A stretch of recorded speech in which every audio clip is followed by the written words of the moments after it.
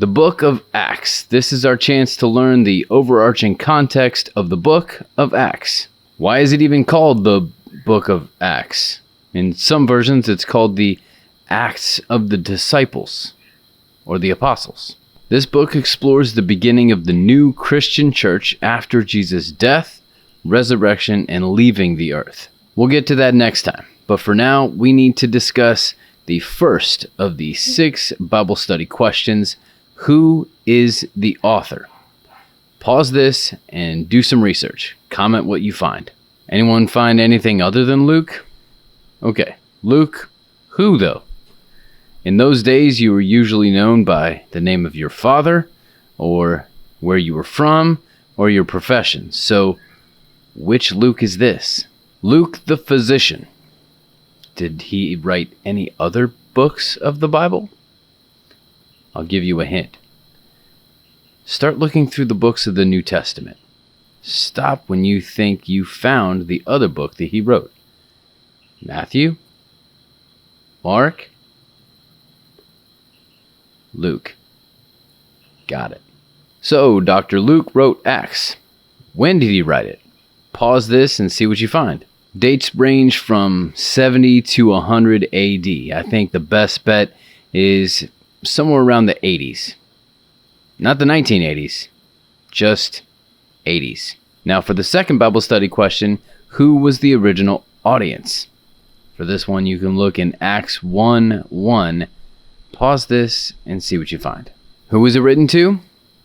Theophilus. Who's that? Do some more research. Theophilus may have been an actual person, but it is quite evident that Luke did not intend for it to stay with him only. This is designed to be a retelling of the early spread of the gospel message of Jesus. So I have a theory. Very seldom do I bring up these kinds of things and stray too far from the Bible, but I wanted you to be able to think through these kinds of things when they come up. Look up the Greek meaning of the word Theophilus. It can mean loved by God. I think this could be a possible code word used by the early followers of Jesus so they could go undetected by the governing Roman Empire of the time. So now how can all that information help us understand question number 4 about the cultural context? First of all, we can tell from Acts 1:1 that this is a sequel to Luke's gospel. Does that mean you need to read that first? Not necessarily. I wanted us to pick up with another writer after the story of Matthew leaves us off. The second aspect that I already alluded to is that this is very much an underground rebellious movement of the followers of Jesus in contradiction to the Roman Empire that's really starting to hit its stride. This may have been finalized in the mid-80s, but this is an ongoing history lesson.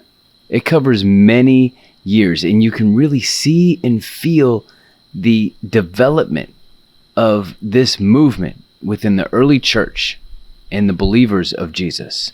The last thing I'll say is that there are still churches that look at what is recorded here as the ideal, almost utopian-like Christian society.